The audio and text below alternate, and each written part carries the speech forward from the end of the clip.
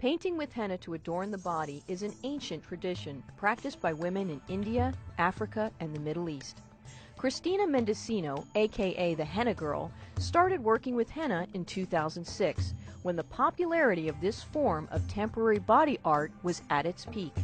It was the rage. It was the rage. Everybody wanted it. You could go and set up in a festival and there would be a line of people, and I basically walked up and down on the beaches with a little book, and I had people, so many people wanted henna here. Oh, come to me, bring me your book, come here, come there.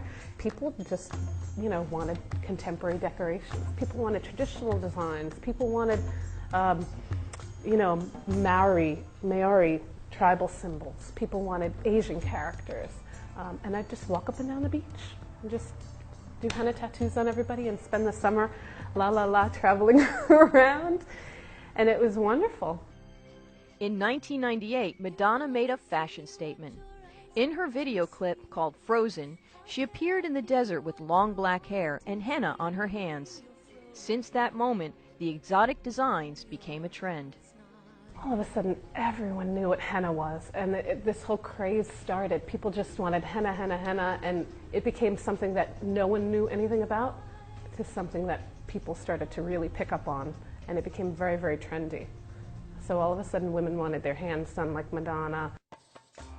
Henna designs range from traditional to the contemporary. So this is a traditional style henna design right here. We have a mandala in the middle, which is a round pattern that just spirals out in layers of different designs. I've made sort of florally little tips to it, so it looks kind of like a flower. So what I did was, as I got to the fingers, I extended it with a vine design going down there. So typically, the hand designs are usually very simple, comprised of very simple patterns: circles, circles, squiggly lines, dots, little humps, leaves, but put together, spiraling out, it makes a very nice design. Designs can be indicative of your mood or relate to the ceremony you're going to. Some of them are very elaborate and can take hours to obtain. Let's take a look at how the traditional peacock that Nipa Doshi chose is developed. The traditional henna is very time consuming. You really have to just go for hours and hours and hours, and you'd have to stay steady. The pushing, your fingers and your muscles do get tired because it's a consistent pressure and pushing and drawing at the same time. So you're going a half hour, 1 hour, an hour and a half, 2 hours, and then the other arm, 3 hours, 4 hours, and then the feet. So, you're in a posture like this, you're crinked over, your neck is hurting, and every now and then you just have to shake out and keep going. Henna is a paste made from the leaves of a plant. There are hundreds of recipes, and people tend to keep them secret. The henna plant is a tannin, which it stains your layers of skin. So you'd add things that would enhance that, like lemon juice, eucalyptus oil, rosemary oil, tea tree oil. You could add hot water to it. Heat tends to activate the henna, so once you have it on, you definitely want to keep your hands warm and keep that henna nice and juicy. Henna was started in India as a sign of good luck, and we really believe that henna gives us good luck, and so we always make it a point to have henna before the weddings, or even generally, like if we are doing a dance, we use henna, or just for a party, we have henna. Even it's very good for during the heat, it cools us down, so we use it for our hair and for our palms and feet. Bridal henna, very serious business. The darker the henna, the longer the marriage, they say.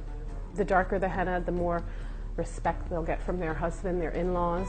The darker she wants this to come out, the longer she'll keep the paste on her hand. Ideally, she's going to go to sleep with the paste on, and in the morning she's going to flake it off. And then what happens is, once it's flaked off, it starts to oxidize when the air hits it, and then it slowly darkens. Wedding henna parties have a very important purpose. The women sit around and they basically educate the bride. They'll tell the bride tips for marriage, how to keep their husband in check, or how to, maybe bedroom tips, could be something else. but it's all these women of different age groups, and they're educating the bride, celebrating with the bride. And like every artist, the Henna Girl takes pride in her work. This is my job, to decorate people. And as much as it makes me happy and proud of what I've done on their body, I think it makes me happier to see their reaction. If they're really thankful and pleased and happy and excited, then that's probably half of it. It's just seeing their smiles and seeing them walk away knowing that I did my best.